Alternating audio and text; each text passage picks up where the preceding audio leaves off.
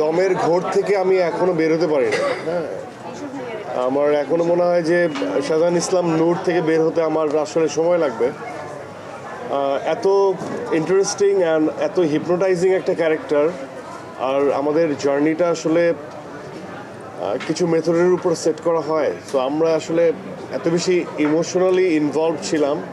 আমার মনে হয় শুধুমাত্র আমি শাহজাহান ইসলাম নূর চরিত্র থেকে মানে কি বলবো যে বের হতে বা বিরতি নিতে যেমন সময় লাগবে, আমার মনে হয় টোটাল টিমেরও এই জার্নি থেকে বের হয়ে যেতে আসলে অনেক একটু সময় লাগবে। কারণ আমরা পুরো টিম সত্যি বলতে খুবই ইমোশনালি কানেক্টেড হয়ে এই গল্পের মধ্যে ইমোশনালি একটা ডুব দিয়ে আমরা কাজটা করেছি। তারপরেও ভালো খারাপ এটা ইটস অল অ্যাবাউট পারসেপশনস। সবার যে 100% স্যাটিসফ্যাক্টরি কাজ করবে সেটা আমি আশা করিও না, কখনো এটা সম্ভবও না। একলা মানুষের পক্ষে সবাইকে স্যাটিসফাই করা পসিবল না। বাট আমরা আমাদের নিজেদের দিকে আগে তাকাই, আমরা নিজেরা টিম মেম্বার দিকে আগে তাকাই যে আমরা কি নিজেদেরকে স্যাটিসফাই করতে পারছি কিনা। আমরা যে ইমোশনাল জার্নি সেট করে আমরা সবাই যে নামলাম, এতদিনের পথ আমরা নিজেরা যে পাড়ি দিলাম, সেটাকে আমাদের চোখে কেমন লাগছে। তো সেই জায়গার থেকে অনেক সময় টেনশন কাজ করে, নার্ভাসনেস কাজ করে। এই প্রত্যেকটা ঈদে movie release it's a kind of ওই পরীক্ষার খাতায় লেখার মতো, পরীক্ষা দেওয়ার মতো।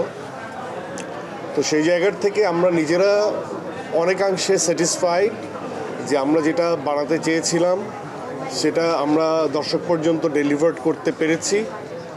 এবং সেটাই আরও সোনায় সোহাগা যেটা বলে, যে দর্শক যখন বাংলাদেশি সিনেমা হিসেবে আমি বলবো যে আন্তর্জাতিক সিনেমার সাথে তুলনা করে হলেও যে বাংলাদেশের সিনেমার যে এইরকম গল্পভিত্তিক সিনেমা, আমাদের দেশীয় সিনেমা, সেটা যে কোয়ালিটিফুল হচ্ছে এবং সেটা যে দর্শক যারা ভিউয়ার্স তারা যে অ্যাকনোলেজ করছে, অ্যাট দ্য সেম টাইম গল্পের সাথে, ইমোশনের সাথে, গল্পের মুডের সাথে তারা কানেক্টেড ফিল করছে, আমার মনে হয় যে এটা আমাদেরকে অনেক বেশি স্যাটিসফাই করছে যে না, অ্যাটলিস্ট আমরা যে শ্রমটা দিয়েছি সেই শ্রমটা হয়তোবা অনেকাংশে আমাদের আমরা পুল অফ করতে পেরেছি। তাকে যেমন সুন্দর লাগছে স্ক্রিনে, এবং আমি আপনাদেরকে বলি পূজা তো সবসময় মেকআপ নেয়।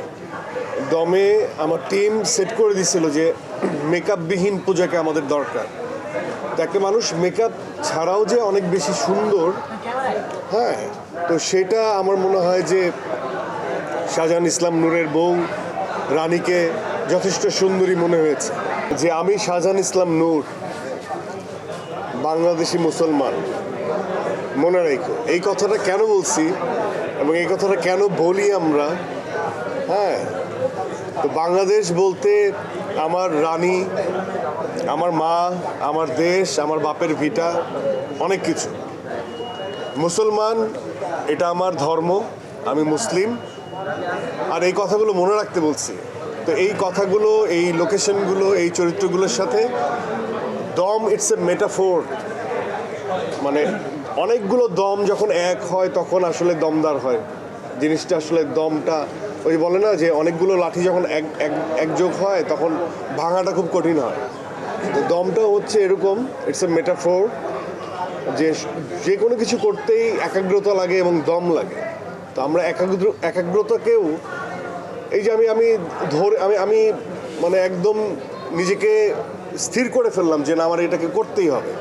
তো ওই যে স্থির করে ফেলার জন্য কিন্তু দম লাগে।